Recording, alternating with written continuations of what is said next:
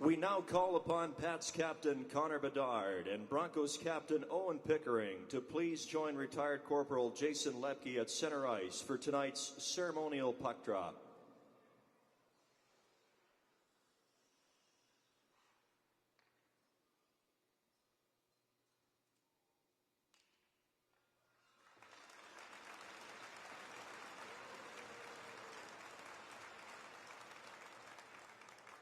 They were tied up heading toward the front of the net.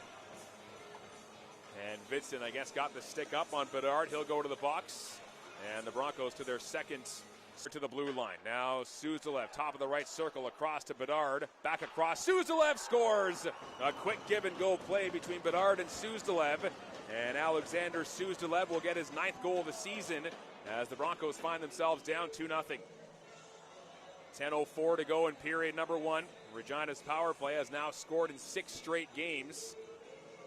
And Suzdalev, who scored a similar looking power play goal against them, says it stayed onside, but now the Broncos get it ahead. Pats with a good time poke check as Bedard knocked down Connor Gabriel. Davies doesn't like that, and that's going to draw a massive crowd as all 10 players are going to get together on the ice. There was going to be a Swift Current power play coming up, but I don't know if that's going to be the case anymore, as Connor Bedard upended Connor Gabriel. And we've got more headlocks going on here. Bateman has a couple of Broncos players on one hand, and now Sadrick Kang also has Bateman and Howe with one hand on each of them. Officials trying to separate those two. That's a couple of big bodies. And finally, everybody is separated. So the Broncos were going to get a power play here, and now we'll see what ends up happening as Connor Gabriel got upended by Bedard.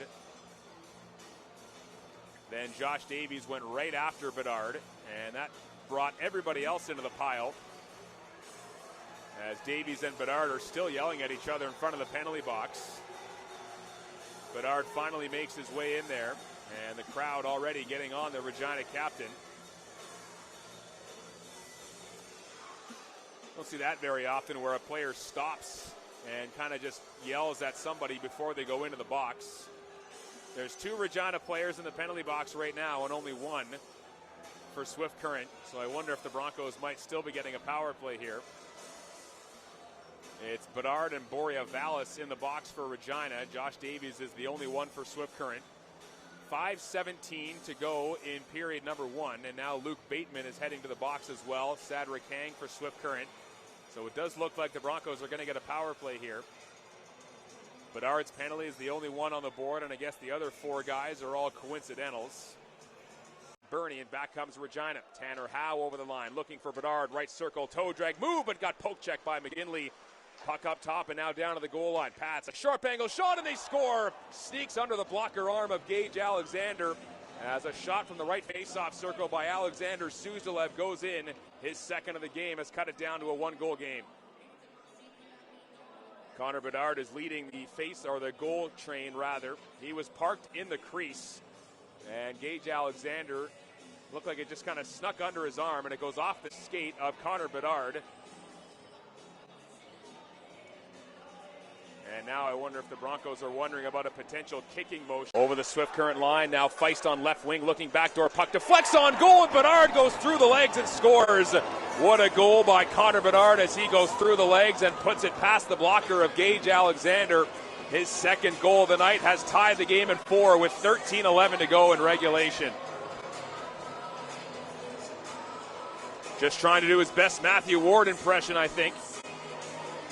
2 goals on the night for Connor Bedard as he ties it up. And all of a sudden, it's a 4-4 game here in Swift Current. Number 98, Connor Bedard.